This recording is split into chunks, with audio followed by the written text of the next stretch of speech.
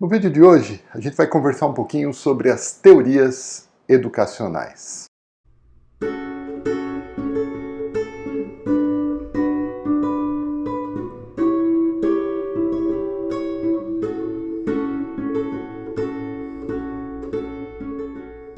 Todo professor, na sua prática do dia a dia, nas suas aulas, acaba refletindo, de uma certa maneira ou de outra, a sua maneira de pensar a educação.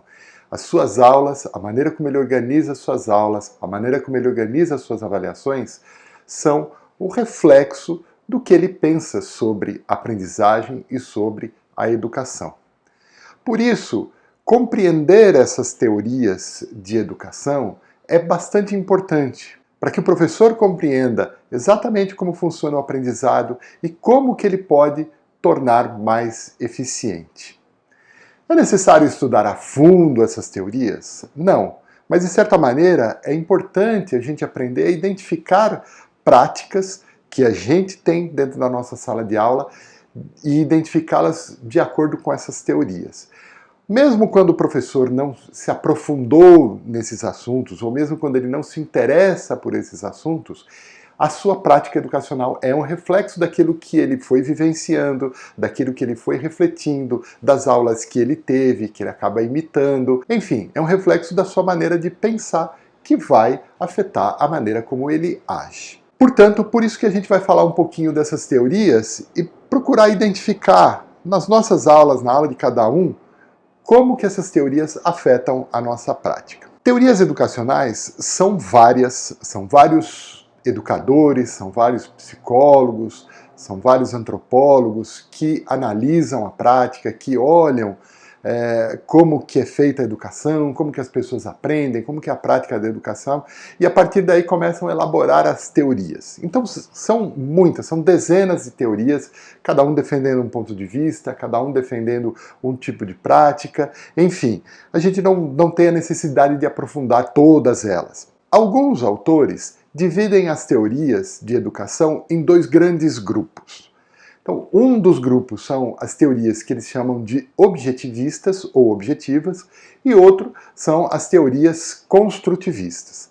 Então, importante ressaltar, não existe só uma teoria objetiva, não existe só uma teoria construtivista. Existem várias teorias dentro de cada uma dessas classificações. Mas é importante a gente entender quais são os eixos, as principais características desses dois grandes grupos. Os objetivistas, eles colocam o conhecimento, a ciência, como um conteúdo por si só, independente da circunstância, independente do público, independente do contexto. Então, eles colocam que aquele conhecimento, ele é um conhecimento fechado, né? Ele é um conhecimento que está acima daquele contexto onde aquele conhecimento é aplicado. Isso indica uma valorização dos aspectos puramente teóricos e, consequentemente, colocando em segundo plano os aspectos mais práticos.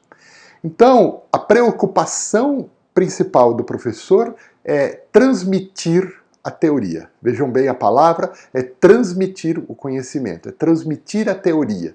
E o aluno é que vai ter o trabalho de elaborar aquela teoria e aplicá-la na prática. Porque a teoria é mais importante, a teoria é que contém a ciência e a prática é uma consequência daquela teoria.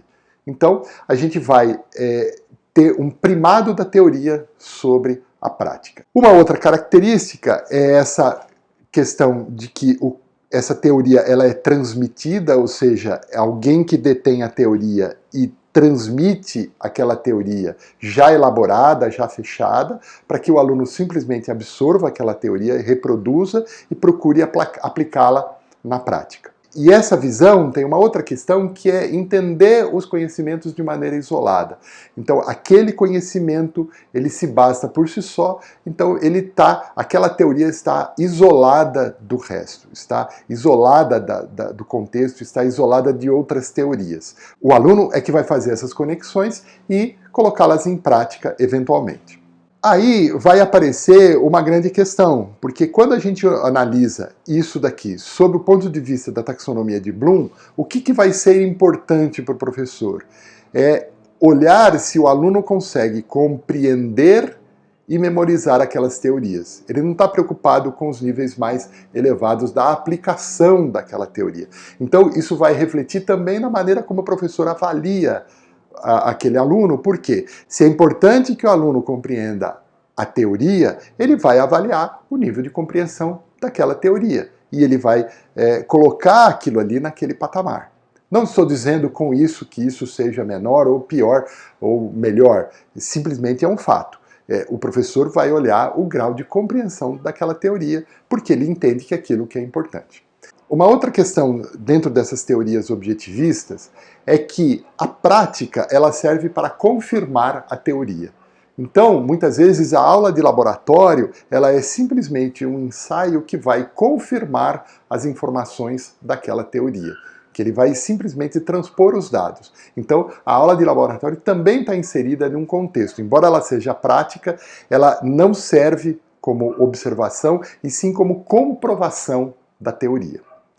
No segundo grupo, que são as teorias construtivistas, que, de novo, são várias teorias, não existe um construtivismo, existem vários construtivismos, essas teorias entendem que o conhecimento é construído a partir de práticas e de observações e de vivências. Então, a teoria ela nasce de uma prática. Então, nas teorias construtivistas, você coloca no mesmo nível a prática e a teoria, para que o aluno consiga fazer essa conexão diretamente da teoria com a prática. E nesse sentido, voltando à taxonomia de Bloom, o professor não vai se preocupar só em avaliar o quanto ele compreendeu daquela teoria, mas o quanto ele consegue aplicar aquela teoria, o quanto ele consegue olhar criticamente aquela teoria.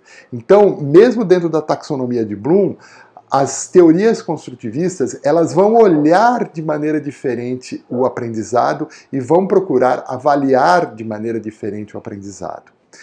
A gente compreender isso é importante porque muitas vezes o professor ele tem uma prática construtivista, mas ele faz uma avaliação objetivista.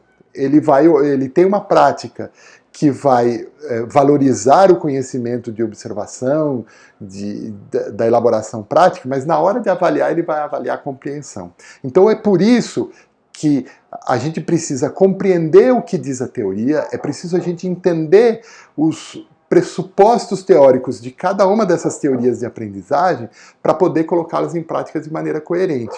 Porque como a gente, muitas vezes, simplesmente reproduz a escola, e muitas vezes a escola, a estrutura burocrática da escola, obriga a gente, por exemplo, a dar uma prova, a dar uma nota. E essa nota tem que ser baseada numa prova. Essa prova vai ser baseada em quê? Como é que eu vou avaliar a prática dele? Numa prova. Então eu vou olhar o quanto ele compreendeu. Então, a gente olhar criticamente tudo isso, olhar criticamente, inclusive a nossa prática, é importante. Por isso que a gente fala que a teoria de aprendizagem, a gente precisa entender um pouquinho delas. Porque a partir daí a gente vai construindo uma maneira mais eficaz, uma maneira mais correta, não só de propor atividades de aprendizagem, de propor os assuntos, mas também de avaliá-los, de olhar como a estratégia que a gente usa dentro da sala de aula vai refletir na nossa avaliação. Esse é um assunto que a gente vai voltar nos próximos vídeos, a gente vai continuar abordando esse assunto através do design instrucional, do alinhamento construtivo, que são assuntos dos próximos vídeos, tá bom? Então, não esqueçam de dar o seu joinha, de compartilhar o vídeo com os amigos. A gente continua esse assunto no próximo vídeo. Até mais, tchau! Os assuntos são apresentados aqui de maneira bem resumida e bem simplificada, mas eu sempre deixo referências bibliográficas aqui embaixo na descrição do vídeo.